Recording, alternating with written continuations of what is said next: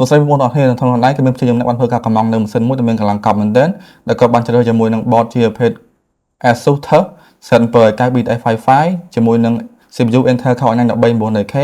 ហើយក៏បានជ្រើសជាមួយនឹង RAM ទំហំ 64GB ដែលជា brand របស់ក្រុមហ៊ុន Corsair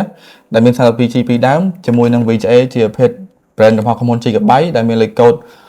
RTX 48 Super Aero OC 16G ជាមួយនឹង Fan Liquid ទាំង53ដែលជា brand របស់ក្រុមហ៊ុន Asus ជាប្រភេទ OG ជាមួយនឹង case Asus TUF G302 ARGB ចំណែក M2 វិញគឺក៏បានជ្រើសជាមួយនឹង brand Samsung ដែលមានលេខកូដ 980 Pro ទំហំ 1TB ដែលមាន heatsink មកជាមួយនឹង power ទំហំ 1000W ដែលជា brand របស់ក្រុមហ៊ុន Asus ជាប្រភេទ TUF Gaming តោះអញ្ចឹងឲ្យខាត់ទៅយើងធ្វើការ BM សិននេះទាំងអស់គ្នា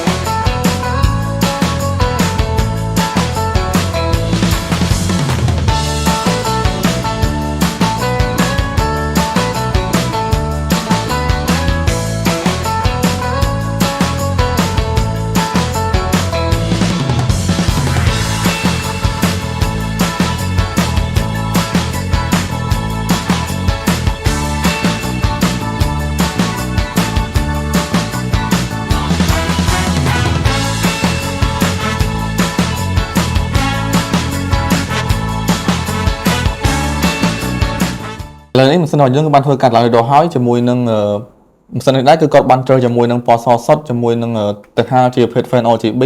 ហើយសម្រាប់បងប្អូនដែលពេញចិត្តជាមួយនឹងវីដេអូមួយនេះឬក៏ចង់ build PC អីគឺអាចទៅតាមកាន់ខាងយើងបានអរគុណ